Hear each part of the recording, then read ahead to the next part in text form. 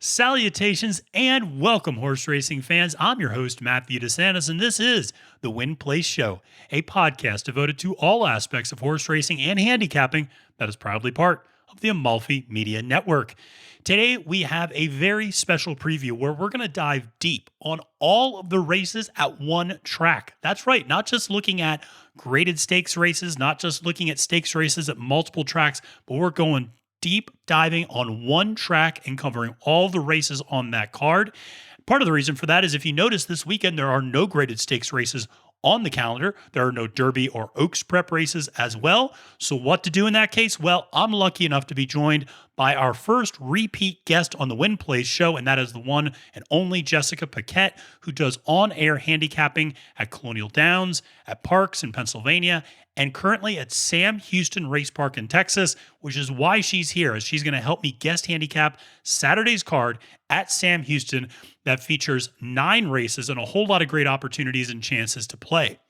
Now, before we get to that, just a quick reminder to follow, download, rate, review, and share the Win Place show on the podcast platform of your choice. And make sure to follow and subscribe to the Win Place shows on our YouTube channel. We have a lot of horse racing content. We have race recaps, weekly horse racing news episodes, obviously these race previews.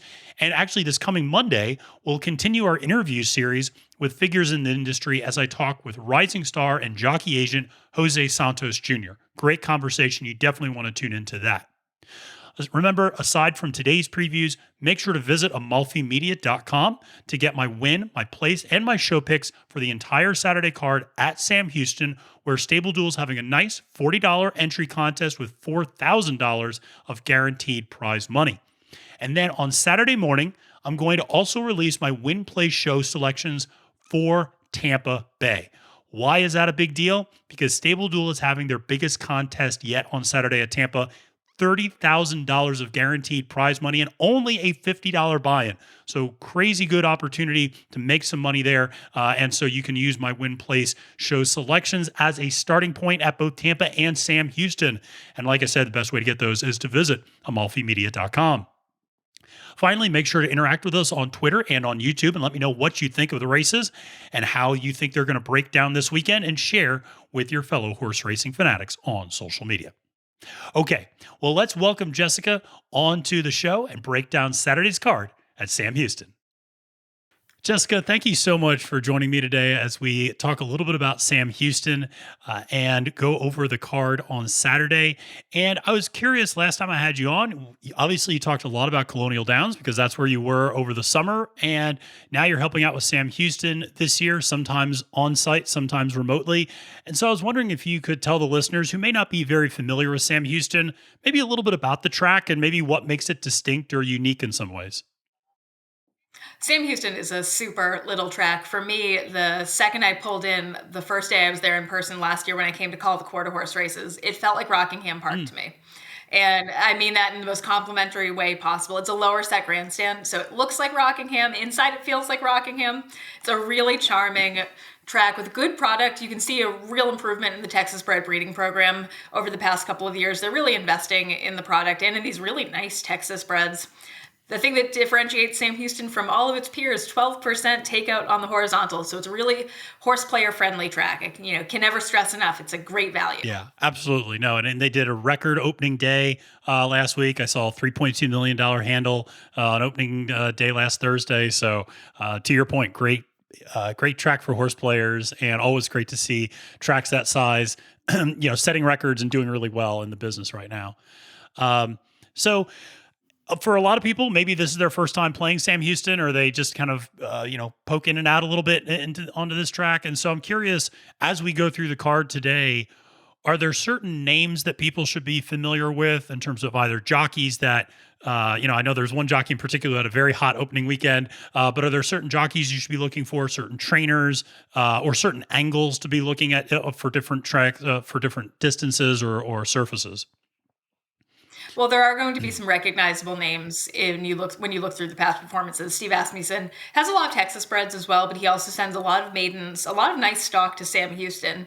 That said, they're often overbet. They are not always unbeatable. Never think that just because a horse has a big lofty pedigree or comes from a big barn with a big price tag that you can't try to beat them. And we saw that last week. Steve sent out a really nice filly, a gun runner out of Pure Clan. I think she wins the war. I think she's the best horse that comes out of that race, but she lost the battle. And I think there are opportunities to beat these 3 to 5 favorites. A lot of local connections, some longtime Texas folks. Ronnie Cravens does a really nice job. He's from Texas.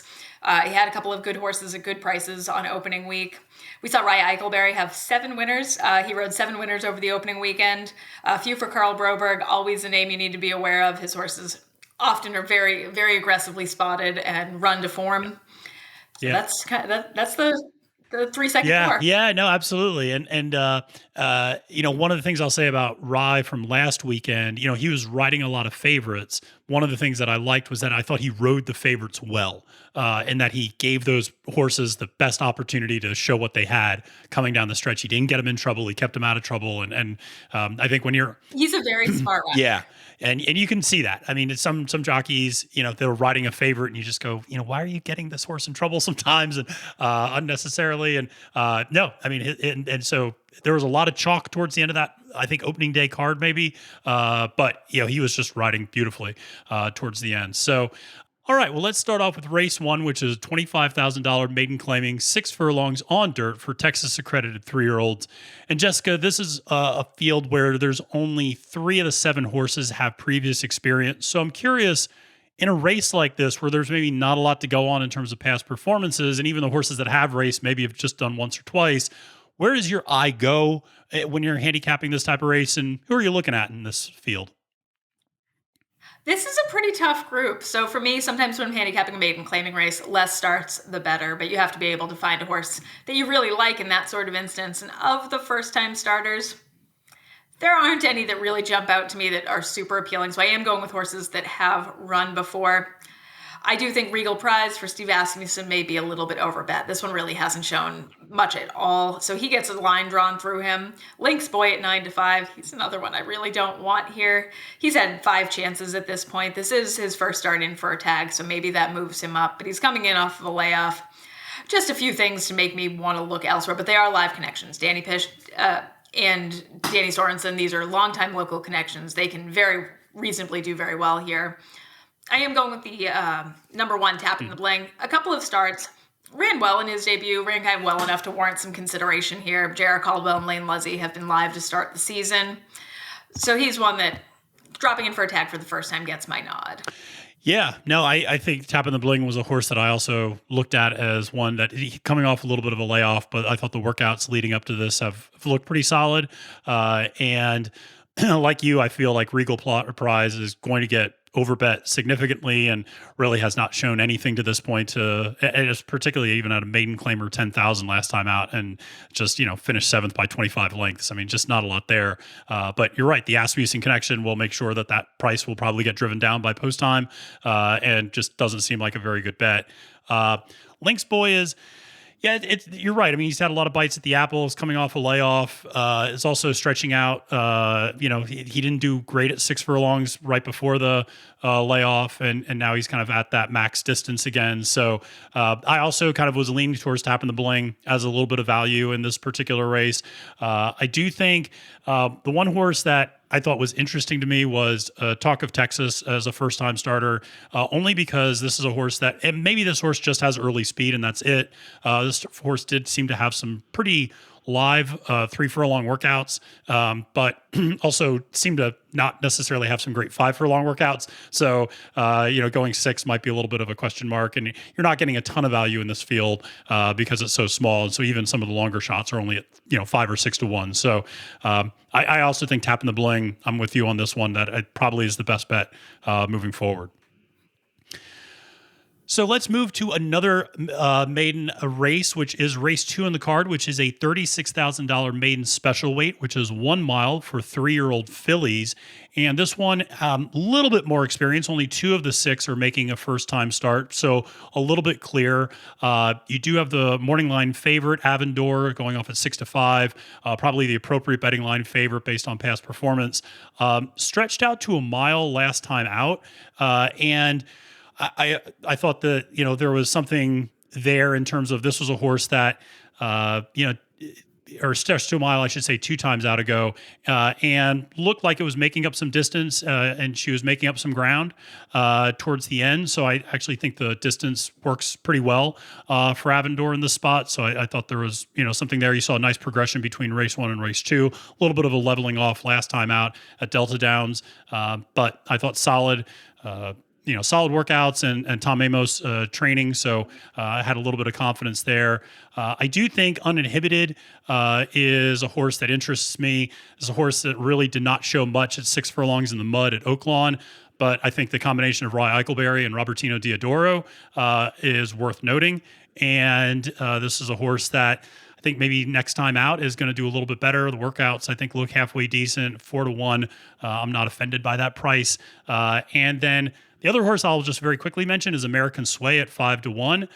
This is a horse that's getting blinkers. I think that's a huge advantage. This is a horse that has fallen behind so huge early in her first 2 starts, and just really has never had a chance to do much of anything. I think blinkers on, maybe a little bit more forwardly placed. This is a horse that I think does have some talent. So I think at 5-1, you're getting a little bit of value there. So those are the 3 that I'm kind of looking at in this race, and I'm curious where your eye goes in this one. For me, it's just tough to get past the pedigree on number 4, Aurelia Medina, coming up for Steve Asmussen. I mean, this horse is bred to be a true world beater. She's by Medaglia d'Oro out of My Miss Aurelia, who was a Breeders' Cup winner, Eclipse champion as a 2-year-old. But she wasn't just a flash in the pan juvenile. She turned out to be a really nice older horse as well. And I like that they waited until this filly was 3 to get her to the races. Seemingly, Steve took his time with this filly. And sometimes horses dictate their time frame. Again, right, whether you want them to or not. But I think the debut at a mile is really encouraging. She's probably a horse that is a slower developing type. I'm very intrigued by her. And one thing I have noticed, I learned this little trick at Suffolk Downs, is sometimes you see these really beautifully bred fillies come to maybe a smaller circuit, break their maiden, go to the breeding shed. And maybe she turns out to be a top-class filly, but maybe we'll see her in the Kentucky Oaks. Maybe she's getting it easy here. And their value goes up exponentially with a win as a broodmare. And you always wonder if that's the end game for some of these horses. Interesting. Yeah, no, that is a good angle. That's a good point to think about. And she was definitely a horse that I had really nice 5 furlong workouts leading up to this. And I think one of the things that I've been looking at throughout the card is there are some horses that do not work out very regularly that are running, and there are some horses that do have a very regular workout regimen. And I tend to sometimes, whether it's right or not, I tend to favor those horses that do have a very regular workout regimen leading up to a race, and just so you can get a sense of how fresh they are, or how much the last race took out of them. It works with some horses with with lower level claimers. They're racing. They're not. Right. They're not working out. Right. It's a different sort of training protocol for them. And sprints are different too. I mean, you're right. Where sometimes you don't see much of a layoff there. All right. Well, let's, with that said about race 2, let's go to race 3, which is a $36,000 maiden special weight at 6 furlongs for 4 to 5-year-old Texas accredited horses. And even though this is another maiden, we see a lot of experience in this field. We have one horse that's making his 23rd start and another horse that's making its debut. So, you got both ends of the spectrum encapsulated here. So, Jessica, where are you looking in race 3? I'm going for a big swing with a long shot, and I'm just kind of looking at jockey intent here. I was surprised to see Chris Landeros named on horses at Sam Houston. I didn't realize that's where he. I didn't think he was riding there full time, and I'm really curious about number 5, Uncle Trey here. He has teamed up for a couple of winners with trainer Tina Hurley in the past. They have a positive ROI, so I'm curious if he's coming out specifically to ride this colt for whatever reason. Yep. Jockey intent, trainer intent, sometimes that's good enough for me. Maybe this is a well-meant firster. Yeah. It's funny. I actually have Uncle Trey as my long shot in this race as well. He really stuck out to me as well. I think if you look at the workouts, this is a horse that's had some really nice 5 and 6 furlong workouts back at Monmouth over the summer and early fall. And so I thought that was pretty impressive. It looked like this horse had speed and stamina, and I thought this was, I'm curious what yeah, this horse was doing between September and December, I if we're going off the work tab. I am too. That was But noted that there was a really big. I was also laid up between September and December, so Yeah, maybe you both were just going on long walks instead of running anywhere. that's it. So, um, no, and I will say this is a field where just to speak of one or two other horses, Rush the Colors, which he was going off at 3-1. This is a horse that. If you're betting an exacta, would probably be a really safe horse to bet, because this is a horse that loves finishing second, has done so 5 of 7 career races, and tends to be by very tight margins. So this is a horse that sometimes those horses just don't like running past other horses, and kind of strikes me as one of those potential types. And so you also see Ready Edge 7-5, the favorite, through a 64 buyer speed figure in his debut. You'd hope to see some type of progression from that figure next time out. And shipping in from Delta Downs, and that's another one where I think the trainer has a little bit of success with maiden second starts, and Scott Gellner winning 18% of those. But yeah, I think Uncle Trey is, if you're going to take a swing in some of these early races, and based upon what we've seen at Sam Houston to this point, it definitely is worth taking a swing on some double-digit odd horses. I think Uncle Trey is an appealing option in this space. So let's move on to race 4, which is a $38,000 allowance optional claiming for 4-year-olds and up. That is 6 furlongs on dirt. And there are 2 coupled selections here. You have the 1 and 1A, and you have the 2 and 2B. So the 1 and 1A is Good Scout and Old Trafford, and the 2 and 2B is Gold Pilot and Bandit Swanson. I think Gold Pilot was a horse that stuck out to me. Has run some higher level races over the last year. Has hit the board at comparable or better races. Actually ran in the Spirit of Texas Stakes last year at Sam Houston and finished second. Workouts look fresh, but has not run since July. And so we'll have to kind of see about that. One of the things I will say, his trainer, Bill Calhoun, does win 30% of his races with horses coming off a 180 day plus layoff. So certainly something to keep in mind. The other horse, Red and Wild, is another horse that I was looking at. This seems like a very consistent horse. Don't think it's a win candidate, but if you're playing exotics, I think this is a horse that's worth considering at 9-2. You're getting a little bit of value there potentially in an exacta or a trifecta situation. And then there's the favorite, Samurai Cause, 8-5 with Rye Eichelberry and Carl Broberg. You mentioned that combination, teaming up last week for some very strong finishes, coming off consecutive wins at allowance and claiming races. So that said, didn't run great in a similar spot in September, but certainly like the pace for this race. And those are the kind of the 3 that I looked at here. So curious where you're looking in this one, Jessica. I'm looking with the J.R. Caldwell entry. I like Good Scout a little bit better of the 2 of them. I think he's just better than his recent form indicates, and off of that work tab, seemingly whatever was not going well with him has been corrected. He had a couple of dull efforts, but sometimes these older horses, he's a pretty experienced horse, 19 starts, 5 wins, really consistent if you're willing to overlook those last couple of races, and I'm just willing to give him another shot. He does have a lot of speed as well, and I think that works to his advantage. Yeah, absolutely. No, and you're right. If you look at those past 2 starts, I mean, just has hit the board remarkably. I think 8 of the last 9 times before that. So you're right. Very consistent horse. I like that. Like that selection. You're getting a little bit of value at 4-1 too. So definitely a good choice. So let's head to race 5, which is a $30,000 allowance optional claiming at 1 mile on turf for 4-year-olds and up, fillies and mares. I think this is a really solid field. I feel like there's a few different directions people could go in. Jessica, I'll let you kick this one off. Where's your eye drawn in this particular race? I like a bit of a price. That is number 2, Leather and Lace. This horse is much better than that last race may indicate. I like this one going back on the turf. It's really the turf for me. Yeah. I think you're going to get a good price on this horse, and really a horse for the course. Of the 8 starts at Sam Houston, 4 of them on the turf have been winners. All 4 4 of this horse's 5 career wins came at Sam Houston. She's a nice mare, Yep. and I think she gets a little bit overlooked. Yep. Nope. That is exactly, that was my very first note when I looked at this field was horse for a course, for Leather and Lace, 6 for 8 hitting the board on turf, 4 wins, as you mentioned, ran in some stakes races in the fall. So, has some class, I think. And I agree, getting back to the turf is going to bring out the best in her. And so I do like this, especially at a price of 10-1. If you can get that by post time, that's great. I do think, Lavender is the 8-5 favorite. Did seem to. What's interesting about Lavender is this is a horse that really seemed to perk up last time out on dirt, and now they're putting her back on turf. So that's interesting to me. I mean, she's won very, she's done well on turf.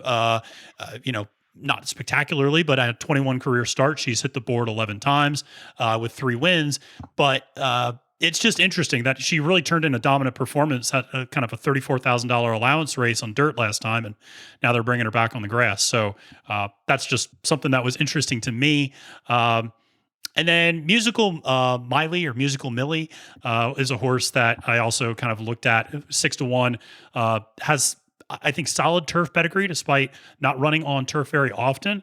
And this is going to be a step up in class and coming off a little bit of a layoff. But I do think some of those performances on turf before the layoff are a little bit encouraging. And I think this horse, should like the distance. And I think maybe on the back end of exotics is worth considering. So that's kind of where I was looking a little bit in this one. So let's move to race 6, which is a $36,000 maiden special weight, 1 mile on dirt for 3-year-olds. And this is, I think, a lot of solid starters with some races under their belt. I will say that, Spurley, the 2-1 favorite, is a horse that I'm kind of out on. I think that if you're looking to fade a favorite, this might be, or at least in my opinion, this is where to look elsewhere. This is a horse that had been running at maiden claimers and is now stepping up to a maiden special weight. Also, if you look what happened last time out, yes, finished second, but finished second by over 10 lengths, and that was at a mile. So I'm not sure the stretch out is necessarily the best thing. The horse I really like here is the number 1 Vienna Prize. This is a horse that went 7 furlongs in his debut and broke all the way at the back in a 12-horse field, was 12th, was well back, and put on a really strong charge, rallied, went wide the whole way around. So I don't think distance is going to be an issue. Was driving and just came up about a length short from winning in that maiden. So that's a horse at 4-1. I just really think you're going to get some nice odds there as a horse that I kind of liked. And then I just have to note the 8-horse Silver Warrior, because of course last time out it got my favorite note, which is Failed to Menace, which is why that's my Twitter handle. And this is a horse that, I'm not sure what happened last time out. That was one where this is a horse that looked like it was progressing nicely from race 1 to race 2. Went from kind of a little bit of a distant third to a really close second, and was running at the same level, at the same track, at the same distance, and just really turned in a kind of a really poor performance last time out. So I'm interested. 8-1, you're getting a little bit of value. I think maybe there's a chance that this horse reverts back to how he ran 2 starts ago. And if that's the case, then I think he's right there with others. So those are kind of 2 horses that I identified in this race that I liked. What about you, Jessica? I like the 7 Magazine Street, Yeah. Steve Asmussen, Stuart Elliott, a Winchell homebred. Nice female family. Gun runner just can do no wrong as a stallion at this point. I know this horse has run kind of abysmally in his last 2 races, but if you look, really had a hard time at the gate and coming out of the gate. And twice, I'll give him a pass. If he does it a third time, maybe this is a horse that has some gait issues. But he was well backed in his debut, ran pretty well, actually, in that debut. So I think they think reasonably highly of him. So I'm going to give him a pass for those last 2 and see if he can redeem himself. Yep. And listen, one of the cries I think this year when handicapping is, if all else fails, bet gun runner progeny. That's fair. when you don't know anything else about a race, sometimes you just look, is there any gun runner progeny? Oh yes. Okay. Well, I'll bet that horse. So you can't go wrong there. Well, with that said, let's head to the 7th race, which is a $15,000 claimer on dirt, and that's 7 furlongs for 4 and up that have not won 4 races. And this is, I think, an interesting field as well. You have some horses that are coming off some significant layoffs. Pace might be something that's interesting in this particular field. And so, Jessica, where does your eye draw in this particular race?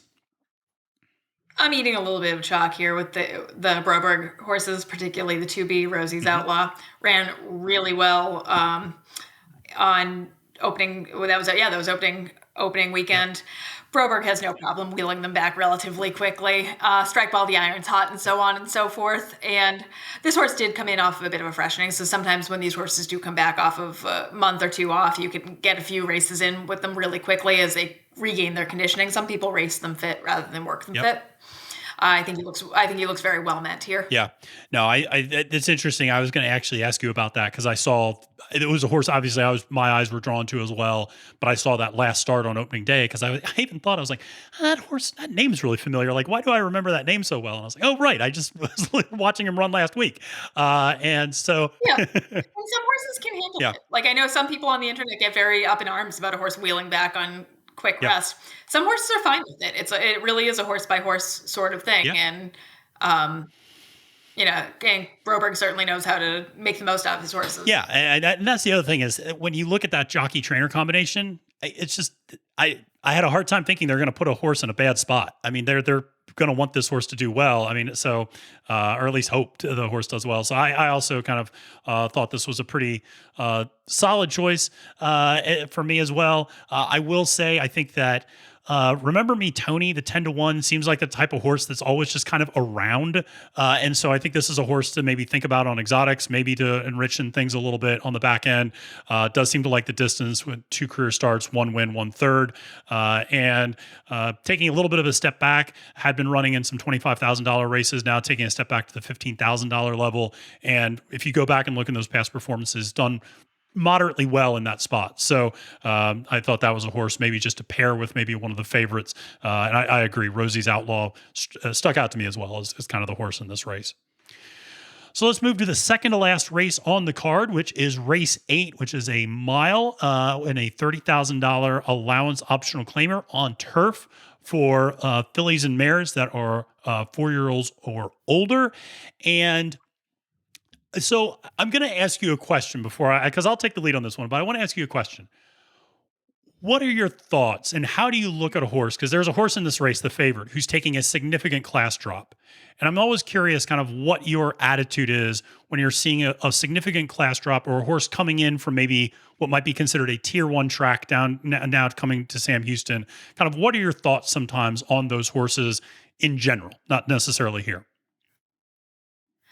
Well, I mean, in general, you run your horses where they can Right. win.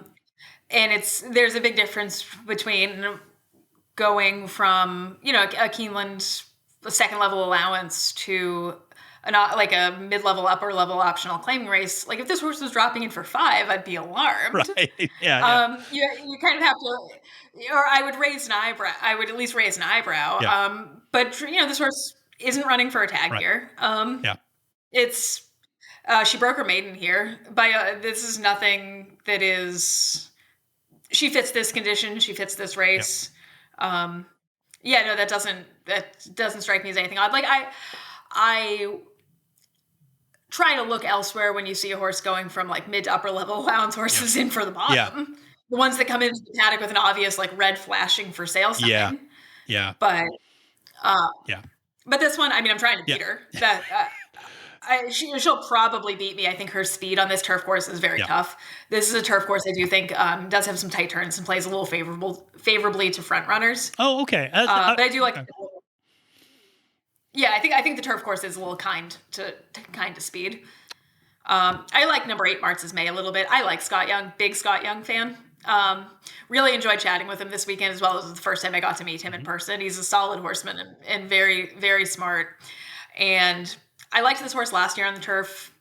Has proven herself over this grass course. Again, that last race, not good, but she was in some pretty deep water in stakes company at Remington. I think she looks better spotted here. Yeah. No, that's it's interesting. That's a horse that I also identified as one of my top 3 that I really liked a lot. I thought you mentioned the trainer. I think has some success with horses coming off a layoff as well. So some trainers, you mentioned it in the previous race, have their horses kind of run into shape. Other trainers tend to have their horses kind of in in race shape coming off that layoff. And so there's some success there. And this is a horse that had a really nice 2021. I mean, it hit the board 6 out of 8 times, 2 for 2 at this distance, 2 for 2 at Sam Houston hitting the board. So for 10-1, it just seems like a really consistent horse in this spot. And what I will say is the Quinella, the 3-1 horse, the second favorite. We should just mention the horse that we were kind of alluding to that was dropping down in class is the favorite, Spanx Legacy, going off at 9-5. This is a horse that had been running at Keeneland, Kentucky Downs for some, high level allowance races. Had Ricardo Santana riding her, but as you mentioned, broke her maiden at Houston, Sam Houston. So it's a very good horse and does have a lot of class. I did say, Quinella last time out, I think had maybe not the greatest trip. If you look before that, had been running really well on the turf, and last time out just went really wide and was just kind of outkicked at the end. Finished 5th, but only by about 3 lengths, so it wasn't a rout or anything like that. Didn't finish that far back. Previously had been finishing well up, winning some and finishing very close to the winner's circle in several allowance races at Remington Park. So that's another horse that I thought was pretty solid and should be. It's interesting. I don't know exactly where this horse is going to get placed. Sometimes it's a little further back in more of a stalking spot. Sometimes it's a little further up in kind of a 2-3 position. So we'll see kind of what the jockey decides to do in this particular spot, but should be a nice race. So with that said, let's wrap up with race 9, which is 1 mile, and it is a $36,000 maiden special weight for 3-year-olds. Most of this field has run before. 6 of the 9 runners have some previous experience, so a little bit different than some of those early ones. Jessica, you've started things off for us, so I'll let you wrap things up as well. So where are you looking in race 9? Ending the day with number 7, Malibu Channel for Carl Broberg. This isn't really the sort of trainer that I think of in these maiden special weight races, but he actually does quite well with at this level of racing. I'm a giant English Channel fan. English Channel out of a Malibu Moon mare. Really, I think this horse could be a nice one. The debut around 2 turns makes a lot of sense to me. Gets Lane Luzzy aboard. Lot to like. Worth noting there are 2 Steve Asmussen horses here. Should probably look towards the one Stuart Elliott's aboard. Okay. I'm assuming Stuart had first call of this, and he did go with number 2, Teo. Okay. Yeah. Teo was, that's just to give the listeners a sense of perspective here, that's a $230,000 horse. So that's a pretty expensive investment and has been working at Louisiana Downs leading up to this, certainly looking solid. And then Cairo Sky is the other Asmussen horse. I don't think has quite as much speed in this particular spot. That's interesting about Malibu Channel. That's a horse that it's funny, I kind of, as I was preparing for this and thinking that we were going to be talking, and I know that you know a lot about pedigree, that's a horse that I just kept coming back to the pedigree on that as well. And I just go, yeah, that's a really good pedigree on this horse. I just think there's a lot to like there. I will just very quickly mention, I think a horse like Federal Hill at 6-1 might also present some nice value. This is a horse that's getting a pretty significant class drop, had been running at $125,000 and $83,000 maiden special weights at Keeneland and Churchill. Trainer does well at Sam Houston. You have Rye Eichelberry on the mount. And so has run over a mile before, is getting actually a little bit of cutback in distance, ran a mile and an eighth the last time out. So I just think at 6-1, there's some nice value there. Even if you don't like this horse to win, I think, using this horse in your exotics is a smart decision because I think this horse is going to be right there at the end of the day. So now, that's the 9 race card. I think this is an all-time record for getting through races for me because I usually like to pontificate and kind of, use my inner professor and just kind of keep talking. So this was great to kind of go through a card quickly. But Jessica, why don't you let the folks know a little bit about some of the other big dates that are coming up for Sam Houston or some other races that they should be looking for on the cards in the coming weeks and months? Ladies Classic Day is coming up. It's the end of the month in January.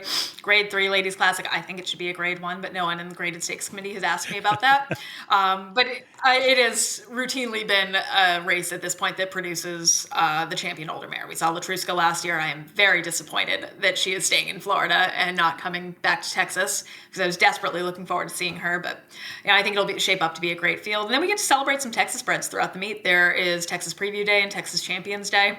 I love love a good state bred breeding program, and I have great cowboy boots in store for Texas Champions Day. That's fantastic. I have my iguana skin cowboy boots in the other room, so I will be breaking those out when I am watching Sam Houston. And they say everything is bigger in Texas, and including the races. So, Jessica, thank you so very much for your time.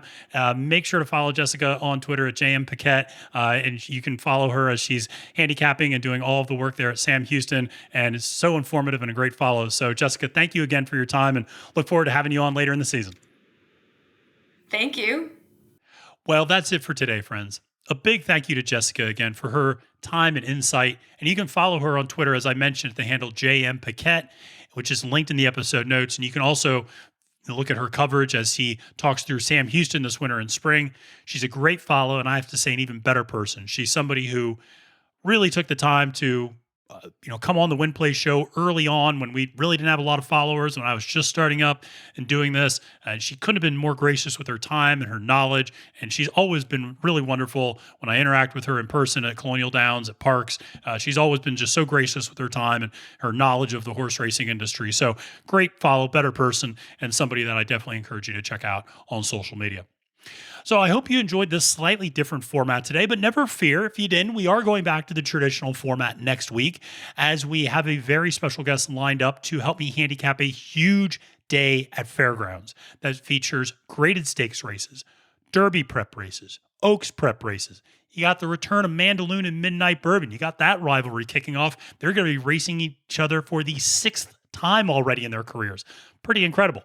Now, before we get to all that, remember we have the Win Play show picks for the entire Sam Houston card on Saturday. And then on Saturday morning, you can get my Win Play show selections for Tampa to help you out with those big money games at Stable Duel. And head over to amalfimedia.com to get those. And make sure to check out all of our horse racing content at Amalfi Media. The best way to do that is to download, rate, review, and share the Win Play show on the podcast platform of your choice. Be on the lookout for those weekly race recaps, the interviews with members of the horse racing industry, our weekly horse racing news episodes, and of course, our race previews. Additionally, subscribe to our YouTube channel, which you can find linked in the episode notes. Follow me on Twitter at the handle @FailToMenace for all the horse racing content you need to get you ready for the 2022 Run for the Triple Crown. Until next time, friends, I'm Matthew DeSantis, wishing you a great day at the races and reminding you that it's now post time.